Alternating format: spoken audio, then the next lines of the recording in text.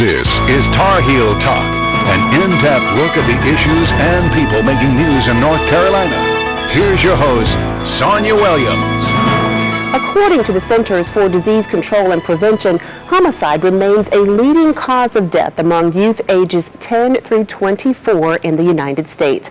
Violence is also a major cause of non-fatal injuries among youth. And today's guest knows firsthand about the causes and the consequences of youth violence.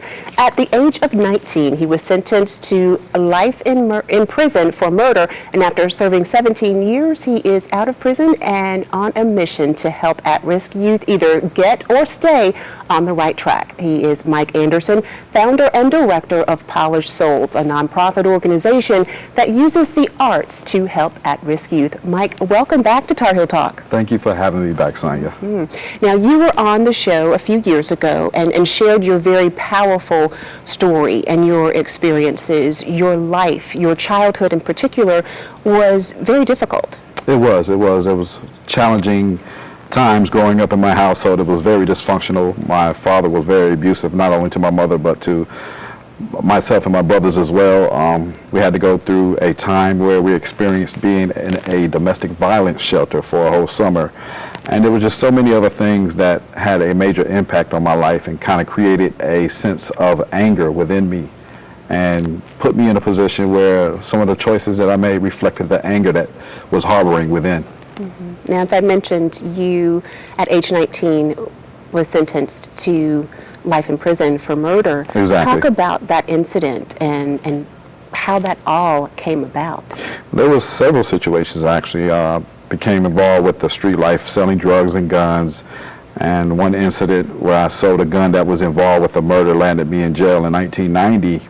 I was released on a $25,000 bond for second-degree murder, but it was only because I sold a gun that was involved with it, and I chose not to open my mouth, so to speak. They call it snitching, to report the person that actually was responsible for that crime. But 7 months later, there was an altercation that happened in the community over some drugs, and there was a disagreement. One thing led to another. The altercation elevated to a shootout, and there was one guy that was killed and actually another guy that was almost killed. So I was charged with first-degree murder and attempt murder, and there I was in the Cumberland County Jail in 1991 facing the death penalty plus life plus 60 years. Wow. That had to be devastating for a 19-year-old. It was. It was one of those things where you find yourself not even imagining what your future is going to be like, and almost to the point to where you think that life is over for you, because here you are, a death penalty offender, and they're telling you that you'll never see the streets again. You'll never be able to live your life as a free man again. So after about 3 years in the county jail, I ended up taking a plea bargain for life. And then again, here I am wondering what my future beholds for me. But I knew I had to make a different decision. I had to make a better choice in life, and that was to become a better man regardless of whether it was going to be spent in prison or as a free man. Right, and you took advantage of every opportunity available to you while you were in prison. You got degrees and learned trades, so you really did educate yourself while you were in prison. I did. I went in probably not even close to being educated as I am now, and there were several opportunities. I got a degree in business administration, also got a degree in computer systems technology. Got several trades in the areas of plumbing, electrical wiring, small engine repair, and several other areas that was something that I knew would come in handy one day. For some reason, I felt like even though they said it was over, it wasn't going to be over, and I knew there was things that I can get involved with to better equip myself for the second coming. Right, and 17 years later, you were released from prison. How did that happen? Well, the parole board came to me and said, well, Mr. Anderson, since you've become a model inmate, I remained infraction-free for 15 years and had several programs under my belt and the several degrees that I had under my belt. The parole board said, we're going to give you a second chance. And they put me on a MAP, which is a mutual agreement parole plan.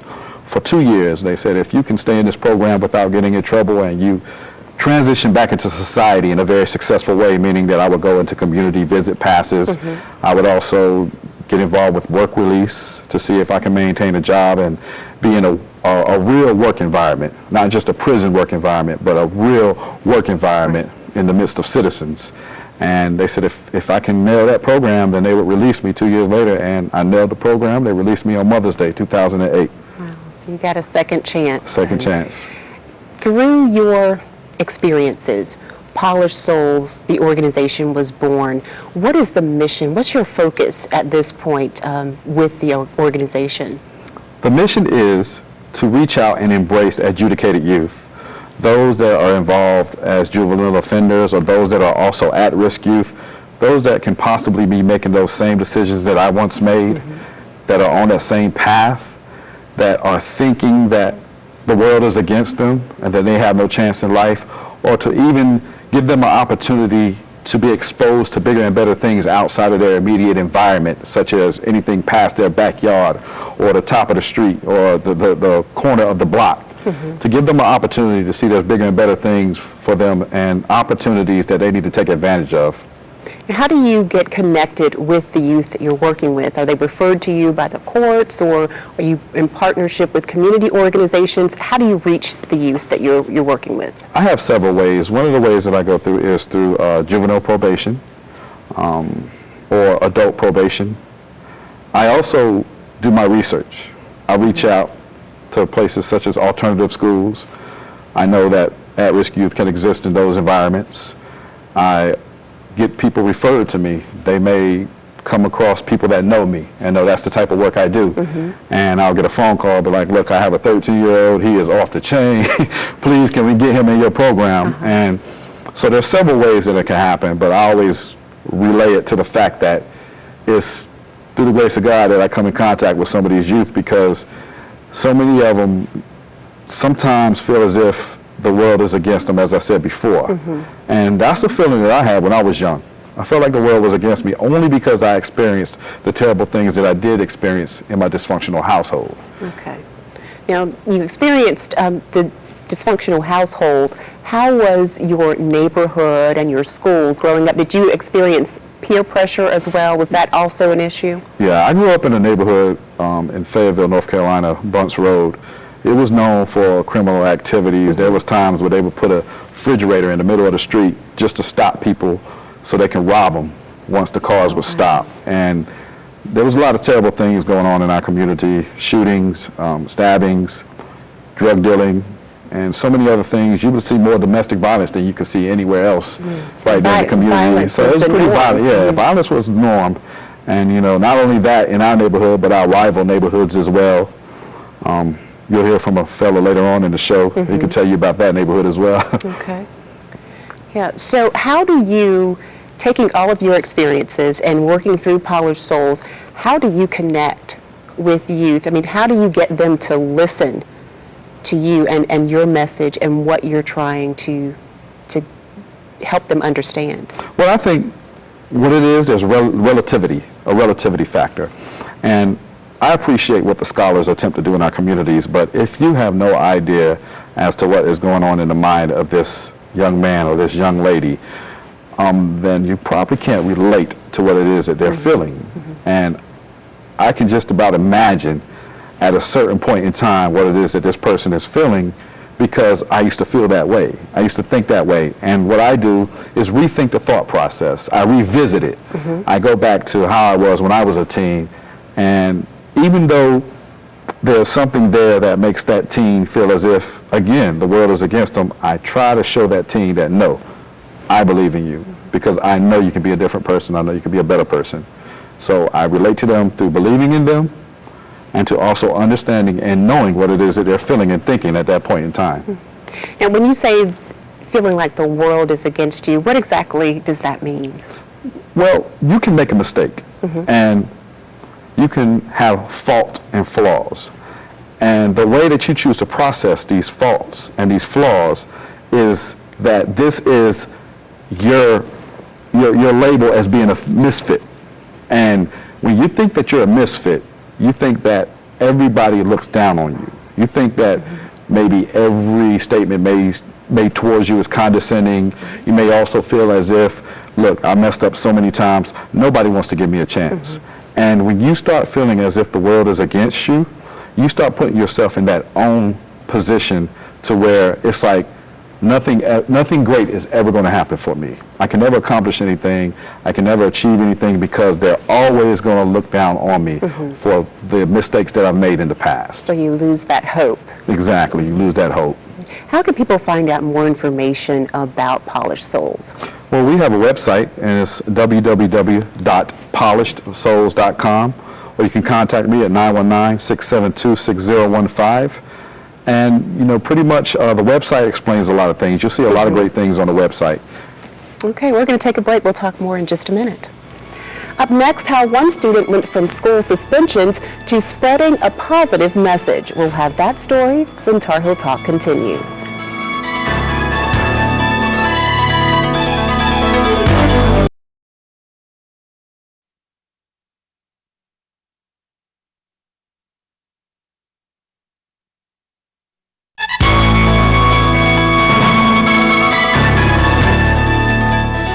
Today's show focuses on efforts to prevent youth violence and to help at-risk youth develop to their full potential. With us again is Mike Anderson, founder and director of Polished Souls, a nonprofit organization that uses the arts to help at-risk youth. Also joining us is Tyrone Tapp, youth ambassador with Polished Souls. Thank you so much for being here. Thanks for having me. Tyrone, you got connected with Polished Souls through your school. Talk a little bit about the incidents that led up to you having to work with Mike. Well, it all started freshman year, high school freshman year. I was just coming to high school, you know that rumor that you always get, like, oh, high school is turned up, this, that, and third is popping, whatever. And when I got there, it was all that was talked about. You know what I'm saying? I got introduced to a whole different life from middle school. Okay, now I have a teenage son, so I kind of know what turned up and popping means, but for our viewers at home, tell us what you mean. High school was going to be exciting. And yeah, like it's a lot of women, different women, like just like your peers, like the stuff that they do or whatever.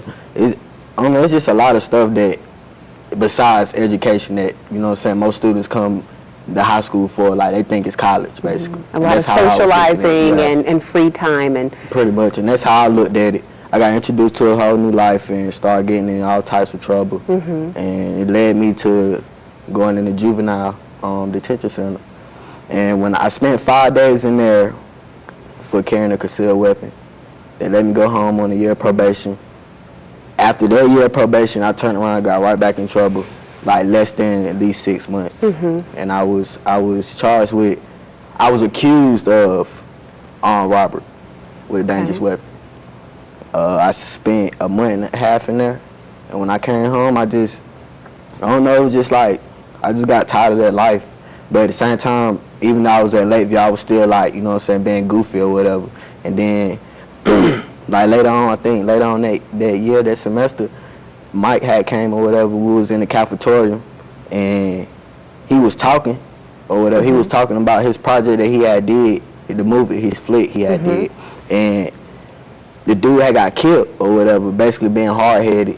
And I was in there talking while he was, you know what I'm saying, presenting his project, and he just so happened to spoke to me. And what he said, it had kind of offended me, because I'm like, hold on, wait, how you just gonna, you know what I'm saying, you know what I'm saying, like, say what my future gonna be like. I want to live. And what did you say to him, Mike? Well, I actually looked at Tyrone and I told him, I said, is there something funny, young man? I said, well, matter of fact, I said, you look like some of the people that I grew up around, and one of those people are actually not around anymore. And I told him, and I actually said, you know, you need to be paying attention. And he straightened up like immediately and looked at me, and I looked at him in his eyes. And I told him, I said, we could talk after the class. And we ended up talking after the class, and he became part of the program. Before we talk about the work that you're doing in the program, I want you to explain to us so that parents and our viewers at home can understand, when you said that you got caught up in that life and you got in trouble and you continued to do things over and over again to get in trouble and ended up in an alternative school. Talk a little bit about what was going through your mind and why you continued to do things to get suspended. Well, see, when I was younger, you know what I'm saying, like my mom and my pops had ended up splitting or whatever. And even though like I didn't really, you know what I'm saying, know what was going on then, but you know, as you grow, you know what I'm saying, you start seeing things, like you start seeing it, you know what I'm saying, understanding a lot more. And basically I was just looking at it as I don't have a father around. Even though my mom would send us, you know what I'm saying, she would send us to where he was at, you know what I'm saying, during the weekend or whatever, but still though, like I was looking at it like, you know what I'm saying, my mom had her peoples or whatever, and even though I see my pops, like I'm still out here doing what I'm doing or whatever. That's how I'm looking at it. So basically I looked at it as I ain't had no, you know what I'm saying, exact male role model or whatever. And that, like, that's really what made me start getting into a lot of trouble. Like that was one of the biggest reasons why. Okay, and Mike, I'm sure you hear that a lot in working with youth who are in similar situations as Tyrone. I do. One of the biggest absences that I like to say is the father figure or the role model, the male role model that is, you know, not present in the household of a lot of our specifically young black males. And one of the things that I have a tendency to conceptualize is that there are too many of us grown men out here that know how to become a positive role model for these young men. And when we have a tendency to fail to do so, then we are just as much as the contributors to their at-risk behavior as anybody else is. So yes, I hear that a lot, and it's just something that bothers me because in all actuality, you can have a father present in the household, but if he's not there in spirit, just like my father wasn't there in spirit, then you're going to have some problems. Absolutely. Now, Tyrone, you got connected with Mike. He got your attention in that meeting. Tell us about some of the things that you have been doing, because I hear you are quite the actor/comedian. Well, see, yeah, like, you know how when you get in a group and then they like fun things start happening out, like it be all fun. Like that's how Mike was, you know what I'm saying? Like he would take the group to a baseball game, and then he had, I think, tickets to the D-Pat down there. Yes. See, and my whole type of thing is, you know what I'm saying, like I don't use people like that. You know what I'm saying? Like I looked at it as that was just like the people that were going with him, they were just going, you know what I'm saying, just because he was doing something, like something fun. But like stuff like this, like work-wise, like they where they at now, you know what I'm saying? That's how I was looking at it. And I didn't want to be that type of person that would just freeload. That's what I call freeload. You know what I'm saying? So that was like one of the majority reasons why I wasn't attending like the activities like that. Like I like to work, you know what I'm saying? Like, and yeah, I just like to work. You like to work though? I like to work because it helps you gain more responsibility. And I'm a father, so you know what I'm saying, I have to learn how to be more responsible. You can't have a kid and be a kid at the same time. Absolutely. That is an excellent point, and it's great that you like to work because you're a father, you're going to need to work for a very long time. Talk a little bit about your plans, your hopes for the future. What do you want for your life now? Get out of Lakeview first. That's one of my biggest goals. You want to graduate? Yeah. And I want this acting thing to fall through. I want to be an actor. Like that's what I want to do. Like my biggest goal is to see Kevin Hart. Like that's what I want to see. I want to see Kevin Hart. Like I want to see him. But yeah, I want to be an actor. But until then, like I might go back to school to be a barber, or I might go be a social worker, whichever one. But my main goal is to be an actor, and whatever I can do, you know what I'm saying, just get my family out of struggle. Absolutely. And Tyrone is getting acting experience, Mike, through Polished Souls and the work that you're doing on stage. He is, and we actually have a program called SKIT, and it means Spreading Knowledge in Theater. And what we do with SKIT is we do monologues and dialogues. They get the opportunity to work on them. I told them to work on what was their best experiences in life and to also talk about what their worst experiences were, and they would do the monologues and dialogues and later act them out in front of the camera. And we videotaped some of the things and then edited it and put it together, and they got a chance to see their work. So Tyrone was one of the greater pieces of work. He actually did an awesome job, and he was able to really nail the program, and I'm very proud of him because that's why we actually made him the youth ambassador of Polished Souls. So as a youth ambassador, I'm sure you remember the friends you were hanging out with before. What message are you sharing with them so that they can have that aha moment like you did and say, I don't want to live like this anymore? Honestly, I don't send them a message because nowadays, like this generation, we living in a generation where everybody know it all. You know what I'm saying? Like they already know. Like what I mean by they already know, as in I come to you and say what you doing wrong, but you already know. You know what I'm saying? Like I don't talk to people like that. You know what I'm saying? Like I get good advice, but sometimes I don't follow my own or whatever. But I think that's life. You know, so. But y'all, I mean, if you can give them a positive message, what would you tell them? Stay out of trouble. That's excellent advice. Tyrone Tapp, Youth Ambassador with Polished Souls. We thank you so much for taking the time to share your story, and we wish you the best of luck in the future. Thank you. Coming up, a partnership from the most unlikely of sources. How the friend of a murder victim reaches out when Tarheel Talk continues.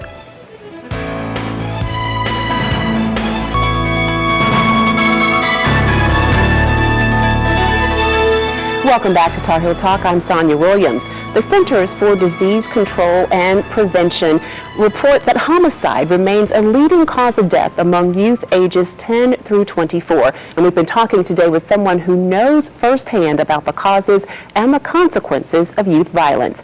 At age 19, Mike Anderson was sentenced to life in prison for murder. And after serving 17 years, he is out of prison and working to keep youth on the right track. Mike is the founder and director of Polished Souls, a nonprofit organization that uses the arts to help at-risk youth. And also joining us is a man who was initially an enemy of Anderson's. Leon Hines was a good friend of the young man that Anderson went to prison for killing. And he is also a collaborator now with Polished Souls and the co-owner of Tobacco Road Barber and Beauty Salon. Thank you so much for being here. Thank you. Wow, what a powerful story and situation. Leon, Mike is not someone that, you know, at age 19, you would have been friends with. And in fact, he wasn't your friend. Talk a little bit about, take us back to that time and everything that happened. Yeah, we came up in two separate neighborhoods, same side of town, two different neighborhoods. And like you said, we grew up drug-infested area, a lot of crime, robberies, whatever. And got a call one day, said one of my friends that got killed, got shot. And at the time I didn't know it was Mike who had did it. When I got back to my neighborhood, I found out what all had happened. And carried a lot of hatred in my heart for a long time for Mike. And I went away for a while too, 7.5 years. I was sentenced to 30 years for armed robbery and attempted murder. And I shot a man, it was either 4 or 6 times. Wow. And